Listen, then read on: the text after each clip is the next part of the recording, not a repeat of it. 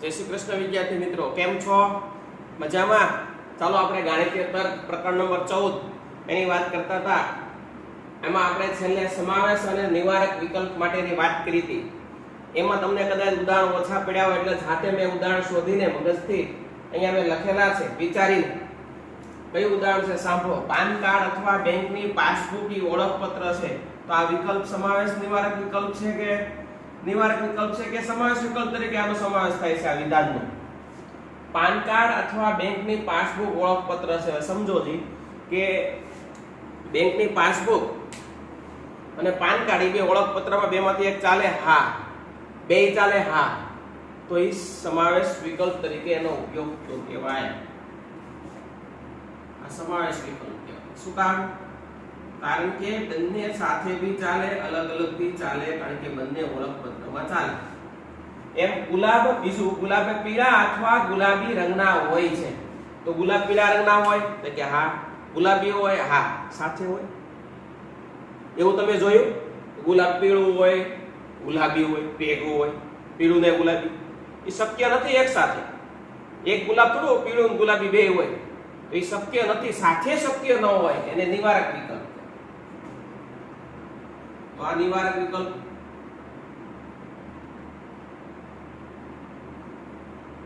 એવી રીતના વિદ્યાર્થી મિત્રો, ત્રીજો નંબર, પીઝા એ ઠંડા પીણા અથવા કોલ્ડ કોફી સાથે પીરસવામાં આવે છે. હવે તમે પીઝા ખાવા ગયા હોય, ત્યાં ઠંડા પીણા અને કોલ્ડ કોફી બે હારે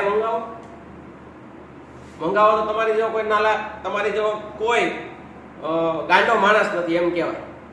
શું કામ? કારણ કે તમે પીઝા મંગાવો તો આરે થમ્સ અપ અથવા કોઈ પણ ઠંડી વસ્તુ સાથે મંગાવશો. એક વસ્તુ મંગાવશું ઠંડા પીણામાં, તો સાથે કોફી નહીં મંગાવો. ના, એક વસ્તુ અલગ છે. તમે પેલા થમ્સ અપ પીધી, હા, પછી તમને એમ લાગે માં સ્પ્રાઇટ પીવી છે, તમે પીશો. પણ કોઈ એવું હશે કે ભાઈ પીઝા ખાધા સાથે થમ્સ અપ પીવે છે પીઝાની સાથે, અને 2 મિનિટ પછી એમ કે થમ્સ અપ પીરું થઈ જાય, એમ કે ચા લઈ આય ભાઈ, ચા ચલ, પીઝા હારે ખાવી છે અથવા પીવી છે, તો શક્ય છે નહીં. એ એક સાથે શક્ય નથી. તો પીઝા એ ઠંડા પીણા અથવા કોલ્ડ કોફી સાથે પીરસવામાં આવે છે, બરોબર. એ કોલ્ડ કોફી અને ઠંડા પીણા એક સાથે શક્ય નથી, અને એને નિવારક વિકલ્પ તરીકેનો ઉપયોગ થાય છે.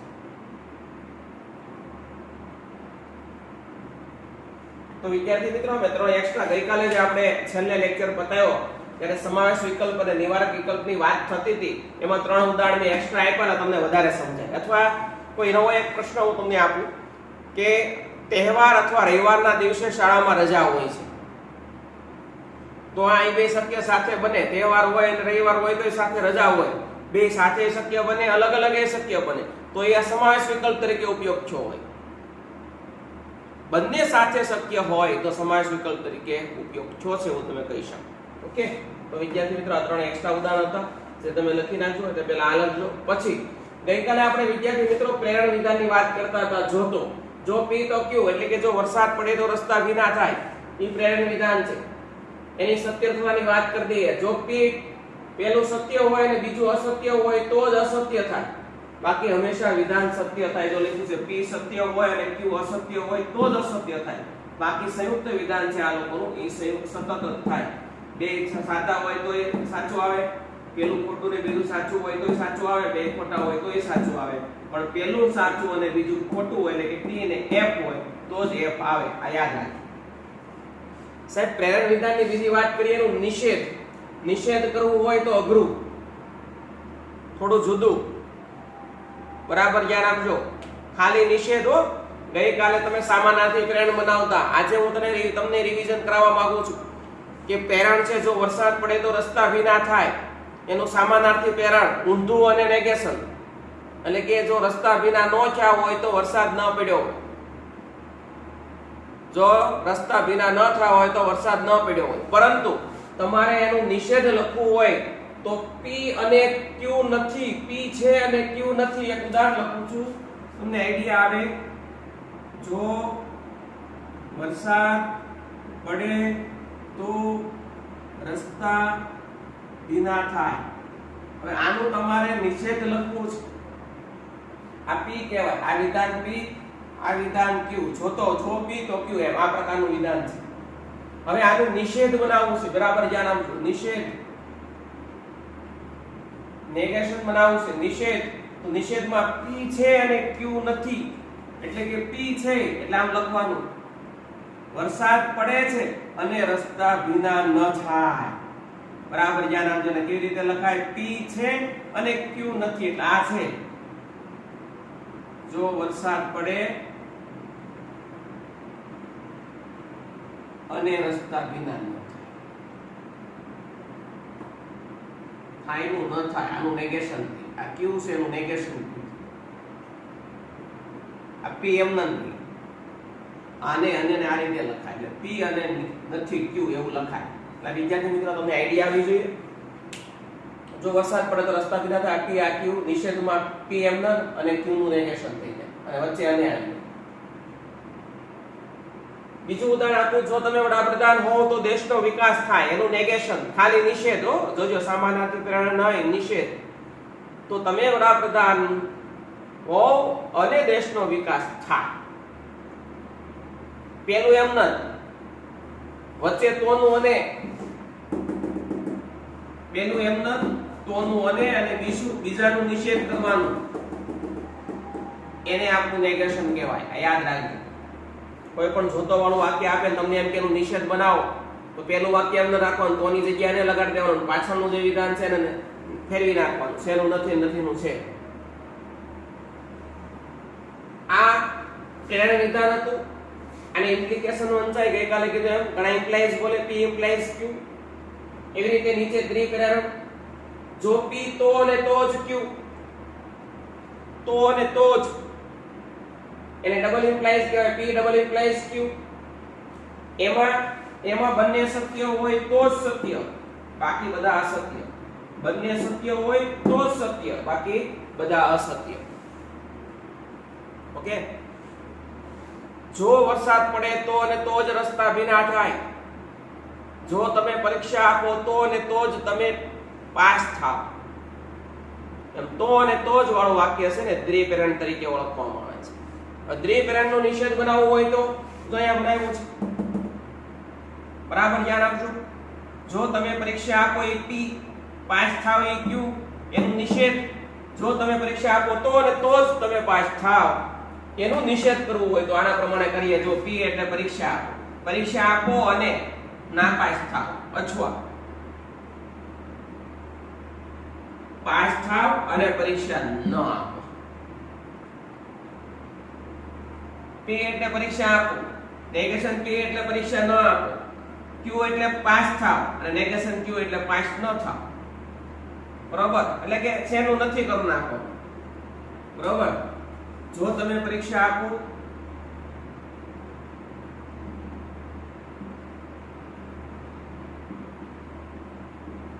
તો અને તો જ પાસ થાવ, તો પરીક્ષા આપો એ p વિધાન છે, પાસ થાવ એ q વિધાન છે, તો અને તો જ છે વચ્ચે, એટલે ડબલ ઇમ્પ્લાઇઝ. હવે આનું નેગેશન બનાવવું છે, નિષેધ. હવે આનું તમારે નિષેધ બનાવવું હોય વિદ્યાર્થી મિત્રો, તો શું કરવાનું સમજો બરાબર. તો તમારે p એમ ન રાખવાનું, એટલે પરીક્ષા આપો આના પ્રમાણે કરવાનું. પરીક્ષા આપો, તમે પરીક્ષા આપો અને નેગેશન p એટલે નાપાસ થાવ, અથવા અથવા q, પેલા q લખવાનું, q એટલે પાસ થાવ, પાસ થાવ અને નેગેશન p એટલે પરીક્ષા ન આપો.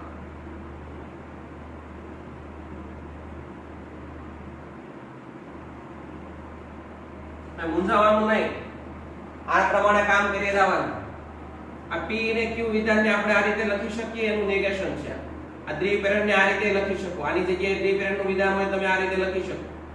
ઘણી વખત પરીક્ષામાં પૂછે, જો તમે પરીક્ષા આપો તો અને તો જ પાસ થાવ, બરોબર, એને સમાનાર્થી વિધાન, પ્રેરણ નહીં વિધાન. સમાનાર્થી વિધાન એટલે સમાન હોય એવું, તો આ લખાય.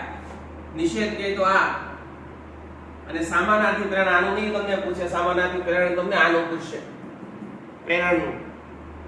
બરોબર. તો હવે થોડાક એવા આપણે વાક્ય જોઈ લઈએ બુકમાંથી. Open your book. તમે તમારું ચોપડીની સ્વાધ્યાય 14.4 ની આપણે વાત કરીએ આજે. પ્રશ્ન નંબર 1 ની કોઈ જરૂર નથી. પ્રશ્ન નંબર 2, નીચેના વિધાનોના સામાનાર્થી પ્રેરણને પ્રત્યેક વિધાન લખો. પહેલું, x અવિભાજ્ય સંખ્યા હોય તો x અયુગ્મ હોય. x અવિભાજ્ય સંખ્યા હોય તો x અયુગ્મ હોય. હવે એનું પેલા પ્રતીક લખવાનું. પ્રતીક એટલે ખાલી ઊંધું. જો x એ અયુગ્મ હોય તો x અવિભાજ્ય સંખ્યા હોય. આગળનું પાછળ, પાછળનું આગળ, આગળનું પાછળ, પાછળનું આગળ, એને પ્રતીક વિધાન કહેવાય. પ્રતીક. હવે લખીએ આપણે સામાનાર્થી પ્રેરણ. સામાનાર્થી પ્રેરણમાં ઊંધું કરવાનું અને નેગેટિવ કરવાનું. જોઈએ. જો x અયુગ્મ ન હોય તો x અવિભાજ્ય સંખ્યા ન હોય. ઉલટું કરવાનું અને નેગેશન કરવાનું. એક વિધાન લખીએ એટલે ખબર પડે. પેલું બે એમનું સમજીએ અને ત્રીજું લખીએ. બીજું વિધાન જોઈએ. જો બે રેખા સમાંતર હોય તો તે સમતલમાં છેદશે નહીં. જો બે રેખા સમાંતર હોય તો તે સમતલમાં છેદશે નહીં. હવે એનું આપણે પહેલા પ્રતીક લખવું. તો જો તેની જગ્યાએ રેખાઓ લખાય. જો તે બે રેખા સમતલમાં ન છેદે તો તે સમાંતર ન હોય. સોરી, ફરીથી વિધાનમાં લખવું એટલે તમને આઈડિયા આવશે, તો જ ખબર પડશે વધારે, નકર ખબર નહીં પડે. વિધાન લખું છું. વિધાન શું છે એ જોઈ લઈએ. વિધાન આવું છે. જો બે સમાંતર રેખાઓ, જો બે રેખાઓ સમાંતર હોય તો તે સમતલમાં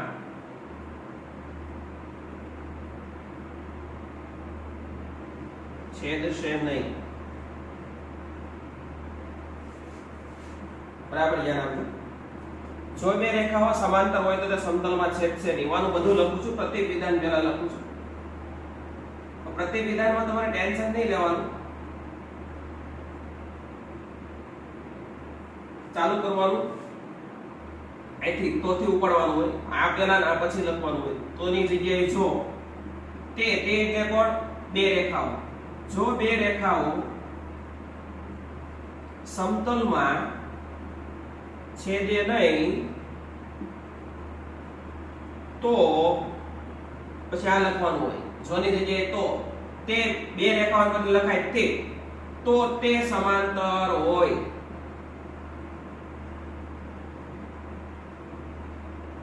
જો બે રેખાઓ સમતલમાં છેદે નહીં તો સમાંતર હોય. ખાલી મેં ઊંધું લખ્યું છે. પ્રત્યેક વિધાનમાં ખાલી ઊંધું, આગળ આ પાછળ. હવે તમારે ધારો કે સામાનાર્થી પ્રેરણ લખવું છે. શું લખવું છે?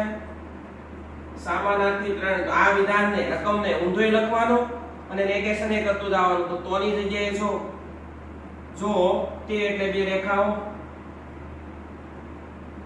જો બે રેખાઓ સમતલમાં છેદશે નહીં એટલે છેદે નથી નું છેદ થઈ જાય એટલે જો બે રેખાઓ સમતલમાં છેદે, સોનું તો તે બે રેખાઓ બદલે તે સમાંતર હોય ને બદલે સમાંતર ન હોય.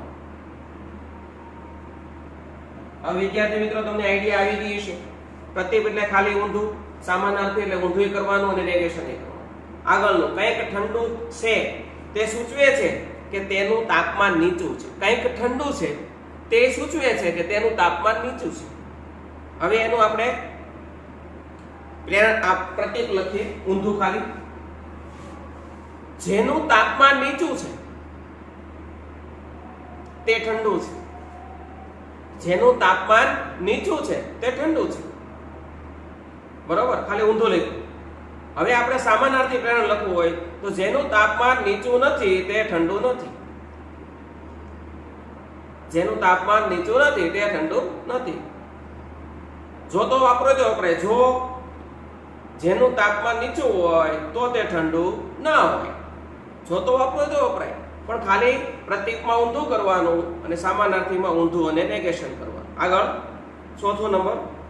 જો તમે ભૂમિતિ સમજી શકો નહીં તો તમે તાર્કિક સાબિતી આપવાનું જાણતા ન હોય. હવે એનો આપણે કાલે પ્રતીક લખીએ. જો તમે તાર્કિક સાબિતી આપવાનું જાણતા ન હોય તો તમે ભૂમિતિ સમજી શકો નહીં. ખાલી ઊંધું લખ્યું પ્રતીક. હવે નેગેશન. જો તમે તાર્કિક સાબિતી આપવાનું જાણતા હોય, ન હોય ને હોય, જો જાણતા હોય તો તમે ભૂમિતિ સમજી શકો. સમજી શકો નહીં ને બદલે ખાલી સમજી શકો એવું લખવાનું. નંબર 5, x એ યુગ્મ સંખ્યા છે તે સૂચવે છે કે x એ 4 થી વિભાજ્ય છે. તો આપણે લખવાનું કે જો x એ 4 થી વિભાજ્ય હોય તો x એ યુગ્મ સંખ્યા છે. પાછળથી ચાલુ કરવાનું. જો x એ 4 થી વિભાજ્ય હોય તો x એ યુગ્મ સંખ્યા છે. સામાનાર્થી પ્રેરણમાં લખવાનું જો x એ 4 થી વિભાજ્ય ન હોય તો તે યુગ્મ સંખ્યા ન હોય. બહુ ઈઝી છે વિદ્યાર્થી મિત્રો. તો આ હતી આપણી પ્રેરણ સામાનાર્થી પ્રેરણની વાત. એવા સ્વાધ્યાયમાં પણ સામાનાર્થી પ્રેરણ છે જેની વાત કરી દઉં છું. પહેલું વાંચીએ છીએ પ્રશ્ન નંબર 2 પ્રક્રિયાનો સ્વાધ્યાય. નીચેના દરેક વિધાનના પ્રતીક અને સામાનાર્થી પ્રેરણ લખો. પહેલું, જો ધન પૂર્ણાંક 1 અને તે સંખ્યા સિવાયના બીજા કોઈ અવયવો ન હોય, જો ધન પૂર્ણાંકને 1 અને તે સંખ્યા સિવાયના બીજા અવયવ ન હોય તો જ તે અવિભાજ્ય હોય. તો આપણે ક્યાંથી ઉપરાણું પ્રતીકમાં પાછળથી. જો ધન પૂર્ણાંક અવિભાજ્ય હોય તો તેને 1 અને તે સંખ્યા સિવાય બીજા અવયવો હોય નહીં. ખાલી ઊંધો જ કરવાનું. તેની જગ્યાએ ધન પૂર્ણાંક લગાડી દેવાનો. અહીંયા કેમ આપણે પાછળ તે હતું તો તેની જગ્યાએ આપણે શરૂઆત કરી તો 2 રેખા લખી નાખી એવી રીતે. સામાનાર્થી પ્રેરણમાં ઊંધું કરીને નેગેશન કરવાનું. વાંચું છું પેલું એનું સામાનાર્થી પ્રેરણ બનાવું છું. જો ધન પૂર્ણાંક અવિભાજ્ય ન હોય તો તેને 1 અને તે સિવાય બીજા અવયવો હોય. અહીંયા ન હોય એને બદલે હોય લખી નાખવાનું. બીજું વાંચો એટલે તમને આઈડિયા આવશે. સૂર્ય પ્રકાશિત દિવસ હોય તો હું દરિયા કિનારે જઈશ. સૂર્ય પ્રકાશિત દિવસ હોય એટલે દિવસે હું દરિયા કિનારે જઈશ. હવે એનું આપણે પેલા પ્રતીક લખવાનું. જો હું દરિયા કિનારે જઈશ તો દિવસ હોય અથવા સૂર્ય પ્રકાશિત હોય. ખાલી ઊંધું લખ્યું છે આમ. હવે સામાનાર્થી પ્રેરણ. જો હું દરિયા કિનારે નહીં જાઉં તો સૂર્ય પ્રકાશિત દિવસ નહીં હોય એટલે કે અંધારું હોય છે. ત્રીજું, જો બહાર ગરમી હોય તો તમને તરસ લાગશે. જો બહાર ગરમી હોય તો તમને તરસ લાગશે. ઊંધું, જો તમને તરસ લાગશે તો બહાર ગરમી હોય. પ્રતીક, જો તમને તરસ લાગશે તો બહાર ગરમી હોય. હવે એનો આપણે નિષેધ બનાવવું હોય તો જો તમને તરસ નહીં લાગે તો બહાર ગરમી નહીં હોય. ઊંધું કરવાનું અને નેગેશન કરવાનું. તો વિદ્યાર્થી મિત્રો એ હતું તમારું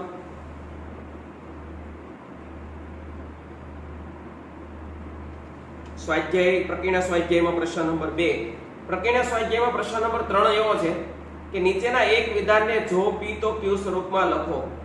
પહેલું વિધાન છે p સર્વર પર પ્રવેશ કરવા માટે પાસવર્ડ જરૂરી છે. સર્વર પર પ્રવેશ કરવા માટે પાસવર્ડ જરૂરી છે. ગણે આપણે મોબાઈલ હોય, લેપટોપ હોય, કોમ્પ્યુટર હોય તો પાસવર્ડ જરૂરી હોય. સર્વર પર પ્રવેશ કરવા માટે પાસવર્ડ જરૂરી છે. એમાં જો તો એવું વાપરવું હોય તો જો સર્વર પર પ્રવેશ કરવો હોય તો તમારી પાસે પાસવર્ડ હોવો જોઈએ. જો તો આપણે બનાવવાનું છે.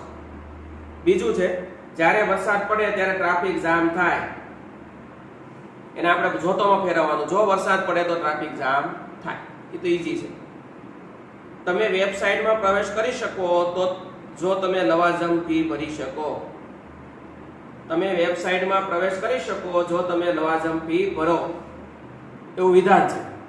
તો આપણે લખવાનું જો તમે વેબસાઇટમાં પ્રવેશ કરી શકો તો તમે લવાજમ ફી ભરી હોય તો લવાજમ ફી ચૂકવો. બહુ ઈઝી છે. તો અને તોજમાં પ્રશ્ન નંબર 4 આપ્યો છે. હારવાર સ્વાધ્યાય પ્રક્રિયા સ્વાધ્યાયનો પ્રશ્ન નંબર 4 લઈ લઈએ. પ્રક્રિયા સ્વાધ્યાય પ્રશ્ન નંબર 4. દરેક વિધાનને જો p તો અને તો જ q. આગળનો પ્રશ્ન નંબર 3 હતો ને એમાં ખાલી જો તો વડે આના વડે જોડવાનું. હવે આના વડે જોડવાના છે વિધાનને. જોજો બે વિધાન આપ્યા છે. પહેલું છે જ્યારે તમે ટેલિવિઝન નિહાળો ત્યારે તમારું મન મુક્ત હોય છે, અને જ્યારે તમારું મન મુક્ત હોય ત્યારે તમે ટેલિવિઝન નિહાળો છો. આખું વિધાન છે, એને આપણે જો તો અને તો જમાં ફેરવવાનું છે. બરાબર ધ્યાન આપજો. ફરીથી બોલું છું, જ્યારે તમે ટેલિવિઝન નિહાળો ત્યારે તમારું મન મુક્ત હોય છે, અને જ્યારે તમારું મન મુક્ત હોય છે ત્યારે તમે ટેલિવિઝન નિહાળો છો. તો એનું આ મૂકવું હોય તો આ મુકાય. જો તમે ટેલિવિઝન નિહાળો છો તો અને તો જ તમારું મન મુક્ત હોય. જો તમે ટેલિવિઝન નિહાળો છો તો અને તો જ તમારું મન મુક્ત હોય. જો તમે ટેલિવિઝન નિહાળો છો તો અને તો જ તમારું મન મુક્ત હોય. ભેગું કરી નાખ્યું. તો અને તો જ વાપરી વિધાનને નાનું બનાવી દીધું. આગળ, તમારે એ ગ્રેડ મેળવવા માટે તમારું બધું ગૃહ કાર્ય નિયમિત કરવું પડે એ જરૂરી આયોજન છે. વિધાન બોલું છું, તમારે એ ગ્રેડ મેળવવા માટે તમારું બધું ગૃહ કાર્ય નિયમિત કરવું પડે એ જરૂરી આયોજન છે. તો તમે એ ગ્રેડ મેળવો તો અને તો જ તમારે બધું ગૃહ કાર્ય નિયમિત કરવું પડે. પહેલું જ રાખવાનું, તો અને તો જ કરીને બીજું જોડી દેવાનું. જો તમે A1 ગ્રેડ મેળવો તો અને તો જ તમારે બધું ગૃહ કાર્ય નિયમિત કરવું પડે. ત્રીજું વાંચું છું, જો ચતુષ્કોણના બધા ખૂણાઓ સમાન હોય તો તે લંબચોરસ હોય.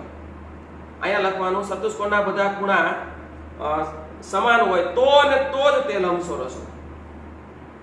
બધા ખૂણા સમાન હોય તો અને તો જ તે લંબચોરસ હોય. ઓકે, પાંચમો પ્રશ્ન છે. આ પાંચમો પ્રશ્ન લઈ લઈએ એટલે પ્રકરણીય સ્વાધ્યાય પૂરું થઈ જાય. એમાં છઠ્ઠો સાતમો આપણે નથી કરવાનો. તો પાંચમો પ્રશ્ન, નીચેના વિધાન આપેલા છે એને જોડવાના છે અને અથવા વડે, અને પછી એનું સાતત્ય ચેક કરવાનું છે. સાતત્ય ચેક કરવા બહુ મસ્ત દાખલો છે. બે વિધાનને જોડવાના છે, પછી સાતત્ય ચેક કરવાનું છે. હું અહીંયા ખાલી તમને બે વિધાન લખું છું. પહેલું વિધાન એવું છે કે 25 એ 5 નો ગુણિત છે.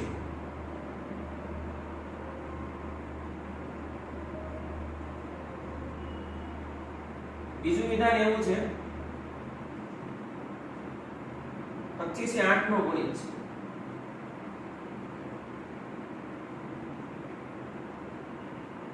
હવે પેલા આને વડે જોડવાનું છે અને પછી અથવા વડે જોડવાનું છે.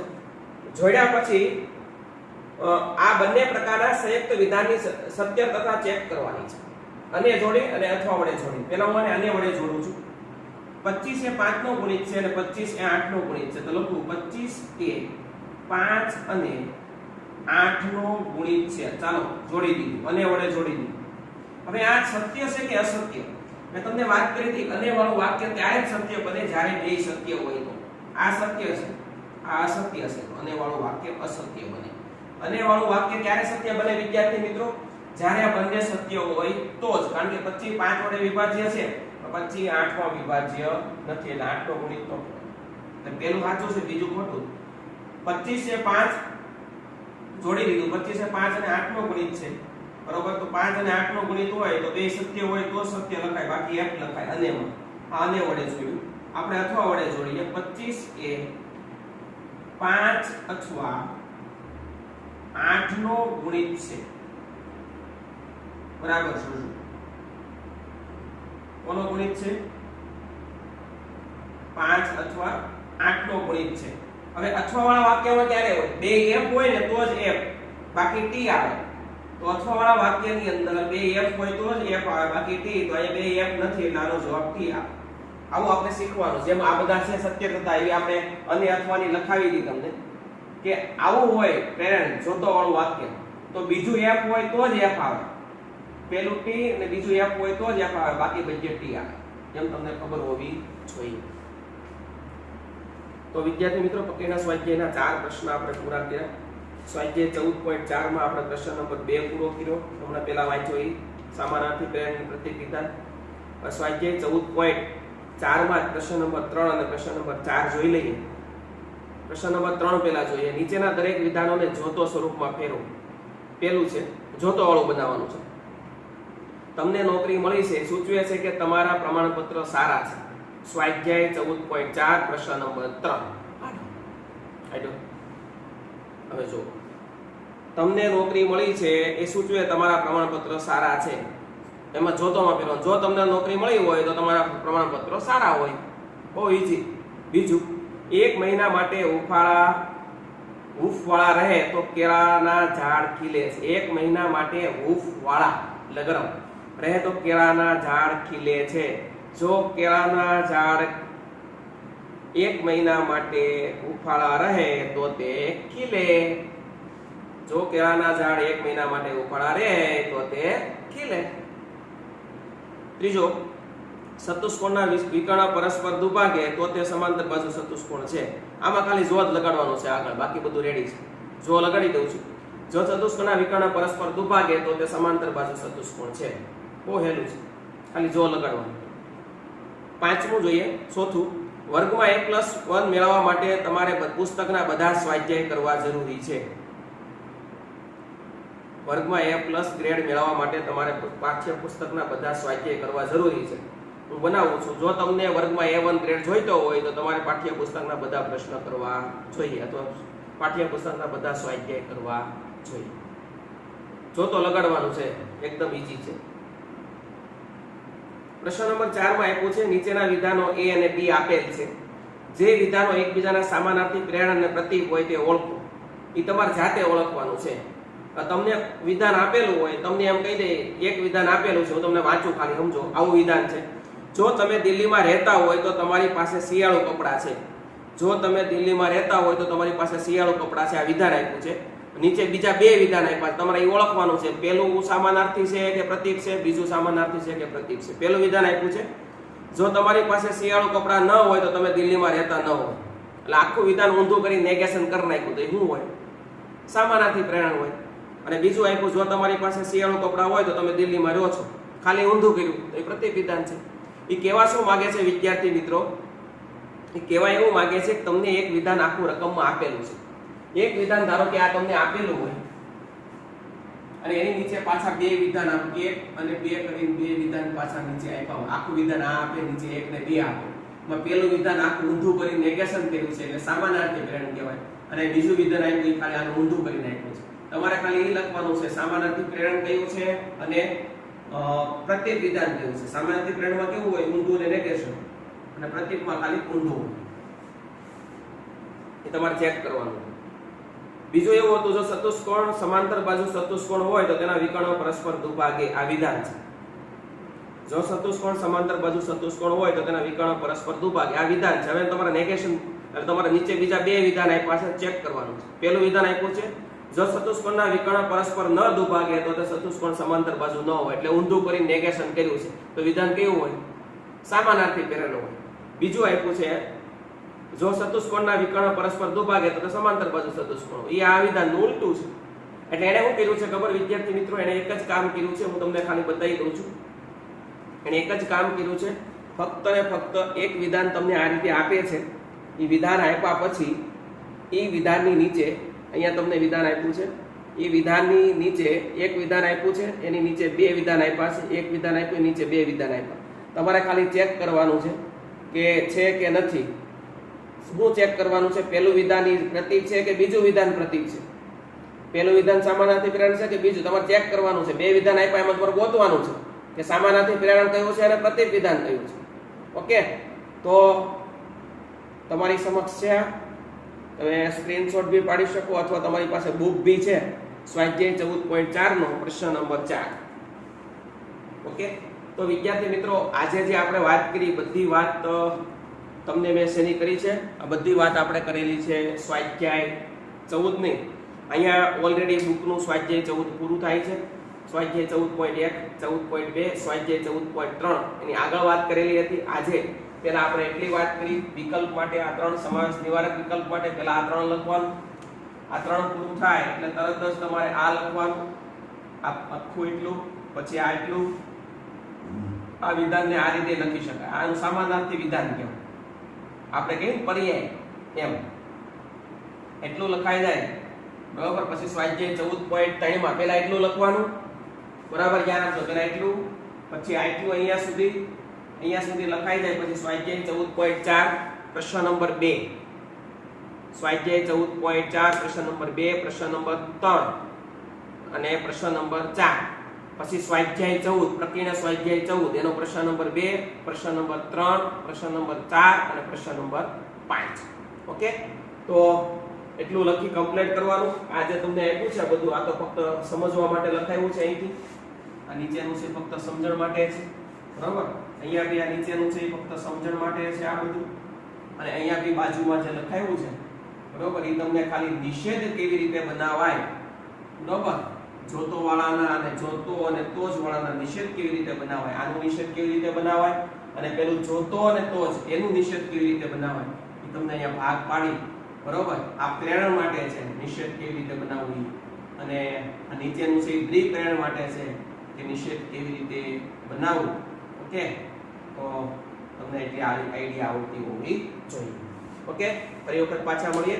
એક JEE નો આનો એક લેક્ચર લઈ લઈએ આવતીકાલે અને પછી નવા સિલેબસ તરફ પાછા જઈશું. Okay, best.